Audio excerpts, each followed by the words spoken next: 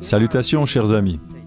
Dans notre précédente vidéo, nous avons vu la position audacieuse prise par le grand réformateur Martin Luther devant la Diète nationale de Worms en Allemagne. Refusant de nier les vérités contenues dans la parole de Dieu, Luther déclara solennellement « Si donc je ne suis convaincu par le témoignage des Écritures, si l'on ne me persuade par les messages mêmes que j'ai cités, rendant ainsi ma conscience captive de la parole de Dieu, je ne puis et ne veux rien rétracter, car il n'est pas prudent pour le chrétien de parler contre sa conscience. Me voici, je ne puis faire autrement. Dieu m'assiste. »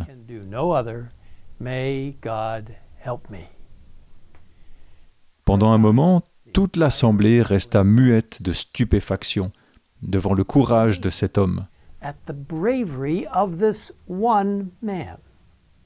Dans le livre « La tragédie des siècles », Ellen White décrit la scène comme suit. « Ainsi parla cet homme juste, campé sur le rocher inébranlable de la parole de Dieu, les traits illuminés de la lumière divine.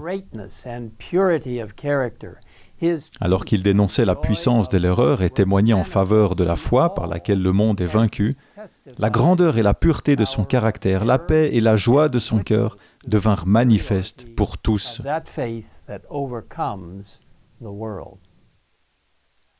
Enfin, le silence fut rompu. « Si tu ne te rétractes, » s'écria le porte-parole de l'Assemblée, « l'empereur et les États de l'Empire verront ce qu'ils auront à faire envers un hérétique obstiné. » Les amis de Luther tremblèrent en entendant ces paroles, mais le réformateur répondit calmement, « Dieu me soit en aide, car je ne puis rien rétracter. »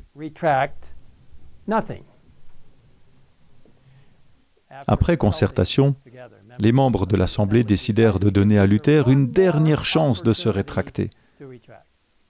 Mais le réformateur se contenta de répondre « Je n'ai point d'autre réponse à faire que celle que j'ai faite. » Il était clair pour tous que le réformateur ne se laisserait pas convaincre par des promesses ou des menaces de plier sa conscience au pouvoir de Rome. Luther retourna dans la ville de Worms, où il résidait, tandis que le légat romain, Aléandre, usait de toute son éloquence et de ses talents diplomatiques pour persuader Charles, le jeune empereur allemand, de condamner l'humble moine et de maintenir son amitié avec la puissante Église de Rome. Les paroles d'Aléandre portèrent leurs fruits et le lendemain, l'empereur annonça à l'Assemblée nationale sa détermination à maintenir et à protéger la religion catholique. « Je suis fermement résolu à suivre l'exemple de mes ancêtres, déclara-t-il. En d'autres termes, tout en connaissant les enseignements de Luther et après avoir écouté son témoignage, il décida de rejeter la lumière qui lui avait été présentée. Nombreux sont encore de nos jours ceux qui s'attachent aux coutumes et aux traditions de leur père, écrivait Ellen White. Quand le Seigneur leur envoie de nouvelles lumières, ils les refusent. Ce ne sont pas nos pères, mais les oracles de Dieu qui doivent déterminer notre devoir.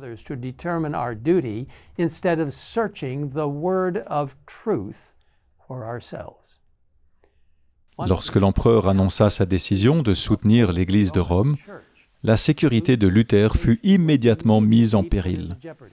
Certains demandèrent son arrestation immédiate, tandis que d'autres, y compris l'empereur lui-même, insistèrent pour que le sauf-conduit de Luther soit respecté. Cependant, les partisans de Rome persuadèrent l'empereur de promulguer un édit stipulant que dès que le sauf-conduit de Luther expirerait, des mesures seraient immédiatement prises à son encontre. Il fut dénoncé comme Satan en personne sous forme humaine et revêtu d'un habit de moine. Défense était faite à toute personne de lui offrir l'hospitalité, de lui donner à manger ou à boire, de lui prêter assistance en public ou en privé. Il fallait se saisir de lui et le livrer entre les mains des autorités, arrêter ses partisans et confisquer leurs biens.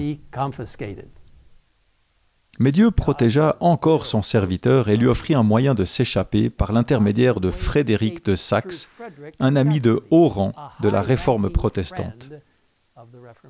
Lors d'un sauvetage audacieux, Luther fut arraché à ses gardes alors qu'il rentrait chez lui et fut rapidement transporté à cheval à travers la forêt jusqu'au château de Wartburg.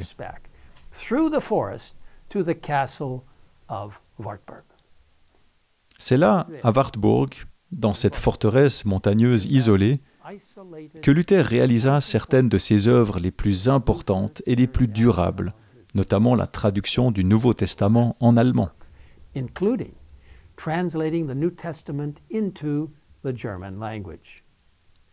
Alors que ses ennemis pensaient que le réformateur avait été réduit au silence, il a poursuivi son travail. Outre la traduction du Nouveau Testament, Luther rédigea de nombreux pamphlets qui furent diffusés dans toute l'Allemagne. Ses ennemis furent stupéfaits et déconcertés par la preuve tangible que le réformateur était vivant.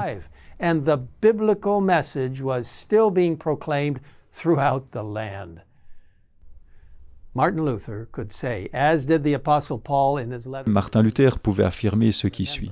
« Souviens-toi de Jésus, le Messie ressuscité, issu de la descendance de David, conformément à l'évangile que je prêche et pour lequel je souffre au point d'être enchaîné comme un malfaiteur. Mais la parole de Dieu n'est pas enchaînée. C'est pourquoi je supporte tout à cause de ceux qui ont été choisis, afin qu'eux aussi obtiennent le salut qui est en Jésus-Christ, avec la gloire éternelle. »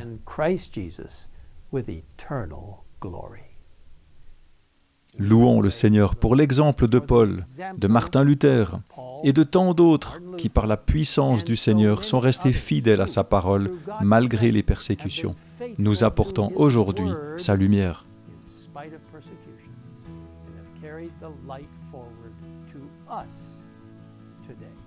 Et maintenant, prions ensemble. Père Céleste, merci d'avoir protégé la vie de Martin Luther. Merci de l'avoir inspiré à traduire la Bible. Merci de l'avoir aidé à écrire des messages d'encouragement et de vérité pour les gens, afin que leur esprit soit éveillé à ce que tu veux qu'ils sachent depuis la salle du trône céleste, en comprenant que la parole de Dieu est pour eux et pour nous.